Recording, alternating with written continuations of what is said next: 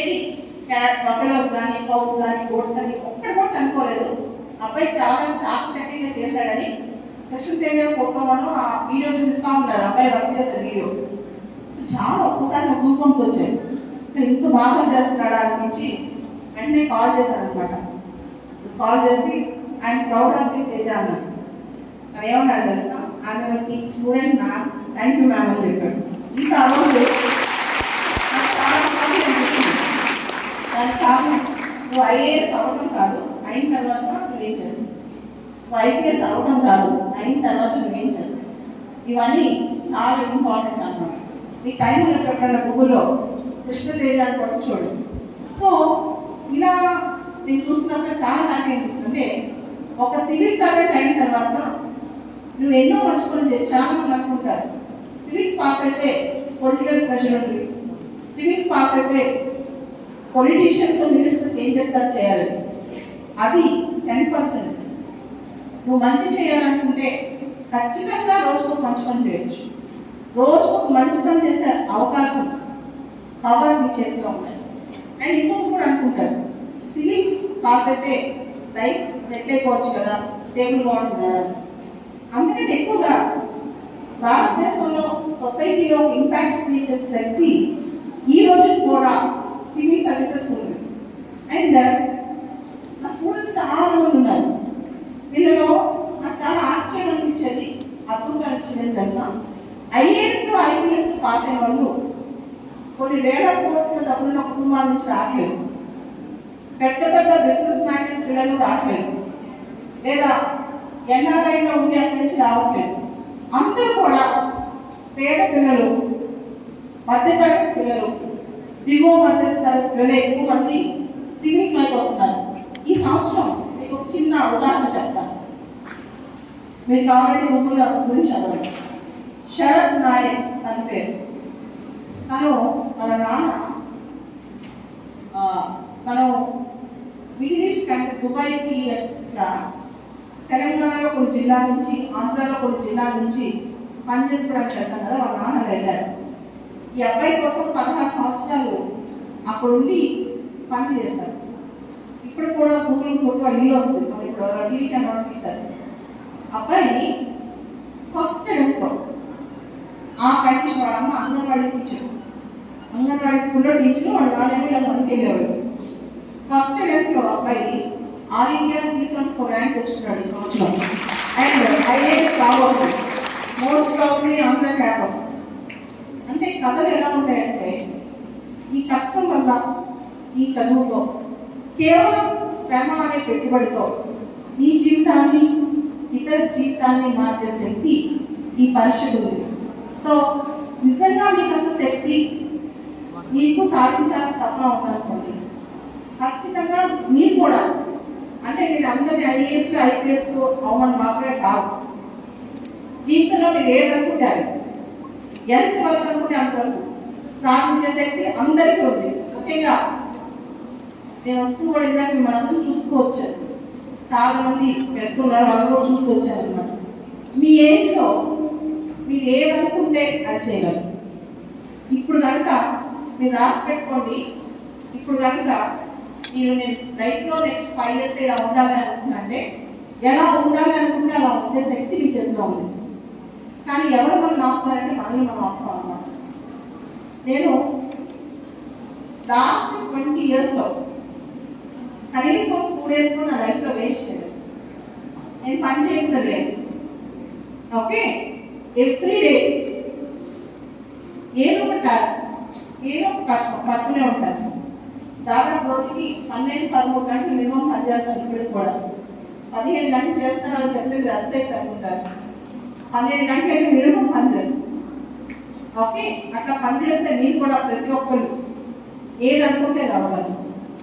So బ్రీఫ్గా నేను civils రాసిన కారణం, మొదట్లో నన్ను అందరూ సమానంగా చూడాలి, కానీ ఇప్పుడు నా ధ్యేయం లేదు. నా చివరిలో చెప్తాను. కమింగ్ బ్యాక్, సివిక్స్ లేదా గ్రూప్ 1 ఎగ్జామ్, అసలు ఎగ్జామ్ ఏంటి, దాని సిలబస్ ఏంటి, దాన్ని ట్యాకిల్ చేసే విధానం ఏంటి, దానికి ఏ పుస్తకాలు చదవాలి, మీకు ఒకసారి డిస్కస్ చేయాలి. సివిల్స్ కానీ గ్రూప్ 1 కానీ ఇట్లాంటి పరీక్ష ఎలా ఉంటుంది, దాన్ని ట్యాకిల్ చేసే విధానం ఏంటి చూద్దాం. సివిల్ సర్వీసెస్ ఎంచుకునే వాళ్ళు ఎంతమంది ఉన్నారు సార్ చేస్తారా? అమ్మో సరే. సివిల్ సర్వీస్ ఎగ్జామ్ లో ఒక గొప్ప విషయం ఏంటంటే రెగ్యులర్ గా క్యాలెండర్ మెయింటైన్ చేస్తారు. నేను చెప్పాను కదా 20 years చీటీలో ఉన్నానని. కోవిడ్ టైంలో ఒకే ఒక్కసారి ఎగ్జామ్ పోస్ట్ పోన్ అయింది. ఒకే ఒక్క సందర్భం exam civils exam post phone అయిన సంబంధం ఆ టైం ఓన్లీ సందర్భం ఏంటంటే కోవిడ్ తప్ప ఇంతవరకు సివిల్స్ లో సర్టెనిటీ లేకుండా లేదు. ప్రిలిమ్స్ పరీక్ష, మెయిన్స్ పరీక్ష, ఇంటర్వ్యూ రిజల్ట్స్ అనుకున్న టైంకి అనుకున్న విధంగా జరుగుతాయి. 99% ఇంతవరకు నేను దాని గురించి ఒక నెగిటివిటీ వెళ్ళలేదు. కరప్షన్ కానీ మోసం కానీ వెళ్ళలేదు. గెలిచినా ఓడినా బ్లాక్ అండ్ వైట్ ఈ ఫలితం తెలిసిపోద్ది అనుకున్న టైంకి. అంతకంటే ఒక ఎగ్జామ్ లో కావాల్సిన ప్రధాన లక్ష్యం కూడా ఉందా? లేదు. First thing civil services exam లో యూపీఎస్సీ అనే సంస్థ క్యాలెండర్ మెయింటైన్ చేస్తుంది. పక్కా ఒక క్యాలెండర్ ప్రకారం ఎగ్జామ్ జరుగుతుంది. ఇది గుర్తుపెట్టుకోండి. రెండోది, ఈ ఎగ్జామ్ 3 స్థాయిలో ఉంటుంది. ప్రిలిమ్స్, మెయిన్స్ మరియు పర్సనాలిటీ టెస్ట్. ప్రిలిమినరీ పరీక్ష, మెయిన్స్ పరీక్ష మరియు personality test. Prelims exam objective stage లో ఉంటుంది. మెయిన్స్ ఎగ్జామ్ డిస్క్రిప్టివ్ స్టేజ్ లో ఉంటుంది. ఇంటర్వ్యూ ఓరల్ గా ఉంటుంది, మౌఖిక పరీక్ష. ప్రిలిమ్స్ ఎగ్జామ్ మే ఆఖరి ఆదివారం లేదా జూన్ మొదటి ఆదివారంలో జరుగుతుంది. ఒకటే రోజు మార్నింగ్ ఒక పేపర్, ఈవినింగ్ ఒక paper. Morning 9 to 12 or morning 9:30 to 12:30 sorry 2 hours. Morning 2 hours, afternoon 2 hours ఉంది ఎగ్జామ్. మార్నింగ్ 2 గంటలు, ఆఫ్టర్నూన్ 2 గంటలు. Morning GS paper, general studies. Evening CSAT, civil services aptitude test. Morning 2 hours, evening 2 hours. Morning general studies, evening CSAT. Preliminary exam లో negative marking ఉంది. Negative marking అంటే నువ్వు రాసే ప్రతి తప్పుకి 1/3 కట్ చేస్తారు. నువ్వు రాసే తప్పుకి 1/3.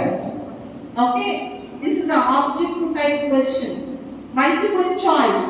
ఓఏఆర్ షీట్ లో నువ్వు రౌండ్ చుట్టి రావాలి. 100కి 100 నేను రాస్తానంటే కుదరదు, ఎందుకంటే నెగిటివ్ మార్క్స్ ఉంటాయి. ఈవెన్ ఫస్ట్ ర్యాంకర్ కైనా డైరెక్ట్ షార్ట్ క్వశ్చన్స్ 130 ఉంటాయి. మిగతావన్నీ just guess work.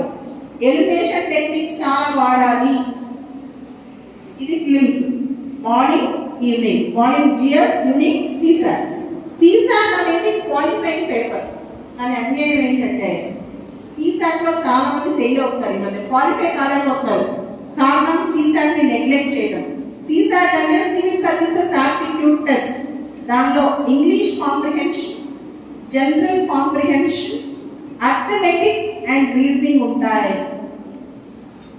Okay, GS ఏముంటాయి ఇప్పుడు చెప్తాను కాన్సెప్ట్. సో ప్రిలిమినరీ ఎగ్జామ్ ఉంటుంది. తర్వాత మెయిన్ ఎగ్జామ్. ప్రిలిమ్స్ జరిగిన 20 రోజులకి రిజల్ట్స్ వస్తాయి. Within 20 to 25 days you will get the results. UPSC will announce the results.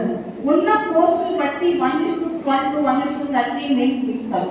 ప్రతి ఒక్క పోస్ట్ లెక్క బట్టి 1000 పోస్టులు అనుకోండి, 13,000 మంది 14,000 మంది అలా మెయిన్స్ క్వాలిఫై అవుతారు. వాళ్ళు మెయిన్స్ రాస్తారు. మెయిన్స్ 2.5 months వరకు జరుగుతాయి. అంటే ప్రిలిమ్స్ మే ఆఖరిలో జరిగితే మెయిన్స్ సెప్టెంబర్ మధ్యలోనో సెప్టెంబర్ ఆఖరిలో జరుగుతాయి.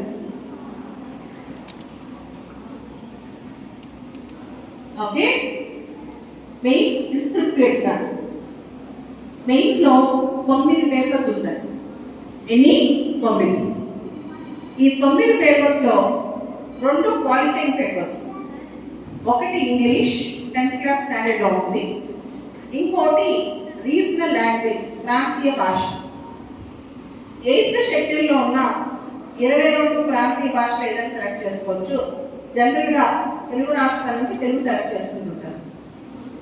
అది కూడా క్వాలిఫైయింగ్ పేపర్. మీకు తెలుగు న్యూస్ పేపర్ చదవడం కొంచెం తెలుగు రాయడం వస్తే చేసేయచ్చు. ఓకే, తర్వాత ఇంకెన్ని పేపర్స్ ఉన్నాయి?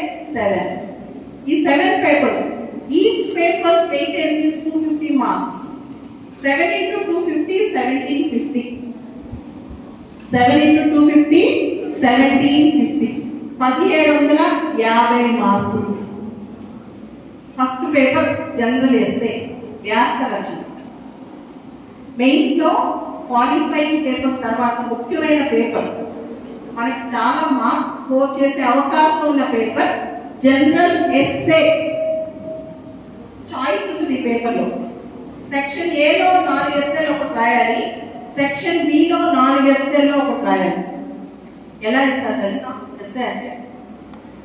ఈ మధ్య ఇచ్చిన లాస్ట్ ఎస్ఏ ఒకటి చెప్తాను. The hand that rocks the cradle can become the hand that rules the world. The hand that rocks the cradle can become the hand that rules the world. వీరుపే చేయే పరిపాలించే హస్తంగా మారవచ్చు అని అంటే ఏంటి? ఒక అమ్మాయి